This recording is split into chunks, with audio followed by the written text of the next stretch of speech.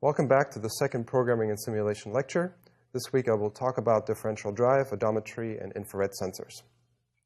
In fact, this week's programming assignment is focused on implementing the robot sensors and actuators.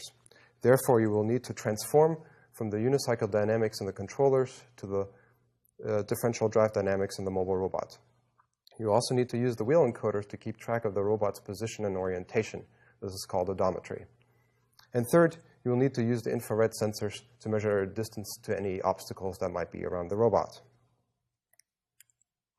The simulator emulates the QuickBot, and the QuickBot is defined in the quickbot.m file. This is a class, and it's located in the robot package. Packages in MATLAB are denoted by a plus in front of the folder name. This robot has a two-wheel differential drive, meaning that each wheel is independently controlled by a single motor. And it also has a wheel encoder for each one of the wheels. And these wheel encoders are responsible for measuring the distance that each wheel travels. And they have a resolution of 32 ticks per revolution. And the robot also has 5 infrared sensors. And these infrared sensors can detect any obstacles that are within a range of 4 to 30 centimeters in their field of view. Following is a little diagram to explain to you how the simulation actually works. First of all, there is the simulator, and it has a timer object. And this timer object calls at every time step the execute function inside the supervisor.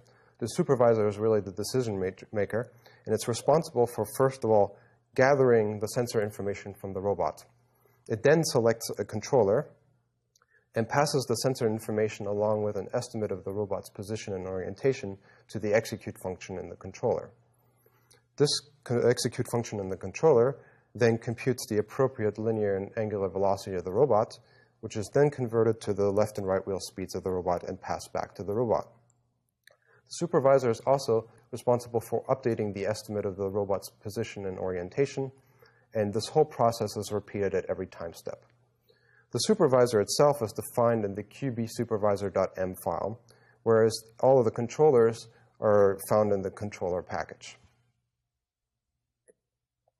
The first part of this assignment is to convert the linear and angular velocity in the controllers to the left and right angular reveal velocities on the mobile robot. You will do this in the unit-to-diff function, which is defined in the differential drive.m file. This function takes in the linear and angular velocity of the robot and returns the left and right wheel speeds. The skeleton code shows you how to retrieve the radius of the wheel R and the distance between the two wheels L, which you will need to use to calculate the left and right wheel speeds. The second part of this assignment is odometry. What you need to do is to measure the distance traveled by each wheel and estimate the position and orientation of the robot using those measured distances. You will implement this in the update odometry function, which is inside the qbsupervisor.m file. Let's take a look at the skeleton code for this function. Here you have the skeleton code for this function. First, you will retrieve the wheel encoder ticks from the robot.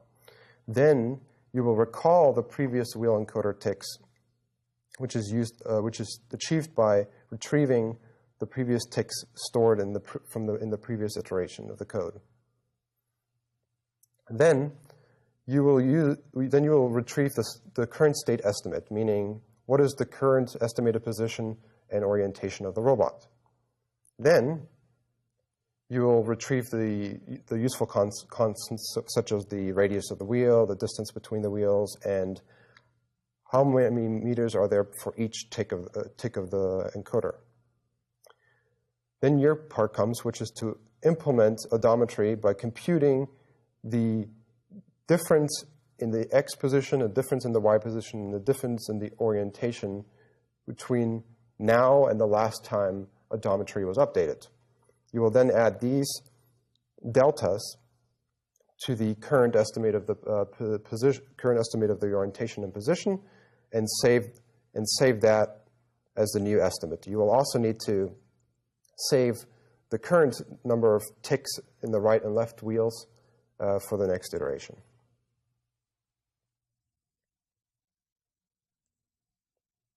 The last part of this assignment is to make sense of the IR distance sensors. In particular, these sensors will return voltages in the range from 0.4 to 2.75, and those correspond to distances between 4 and 30 centimeters. The relationship between distance and voltage is shown in the graph on the left. What to make matters a little bit more complicated is that the robot actually returns an integer value in the range of 200 and 1,375. But these values simply correspond to the voltage divided by 2 and then multiplied by 1,000. Since the graph in the previous slide is not linear, we need to use the MATLAB's polyfit function to find a fifth-order polynomial that will fit the data. We will then use the coefficients from that function and the polyval function to convert from the integers to an actual distance in meters. You will do this in the getIRDistances function. This function is defined in QuickBot.m, and you need to implement two specific parts. The first, you need to properly convert from the integers to the voltage, and then you need to hard-code the coefficients that were output by the polyfit function. To help you test the assignment, we've included a GoToAngle controller. This is a P-regulator which will simply steer the robot to a specified angle. If you wish to change the angle to which this robot steers, you need to go into the constructor in QBSupervisor.m and change this variable right here, object.theta_d. I have it set to pi divided by 4, so we expect that the robot would drive off at a 45-degree angle with respect to the x-axis. Let's see this in action.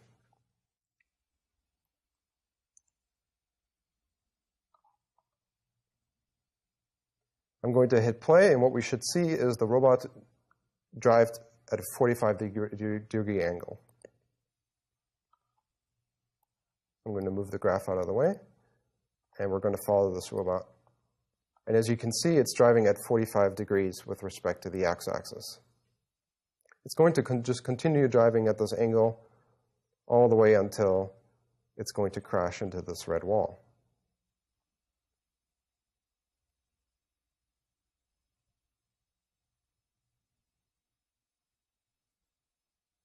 There we go. We've had a crash. You'll see in the command window that I've actually been spitting out the estimated pose from the odometry at every time step. And you can see that the values that I'm getting for the angle are close to pi divided by 4. So this controller successfully steers the robot towards that angle.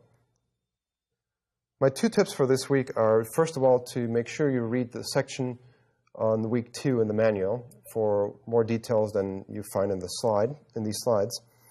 And also, to use the commented out fprintf statements that I've included in the comments in the code, and to maybe add some more of your own. And this is really useful for debugging because, for example, when you're dealing with implementing the odometry, you want to print out what you're currently estimating the position of the robot to be. You know, for example, you can easily see that my robot drove at 45 degrees, but I also needed to print that out to the command line to make sure that those values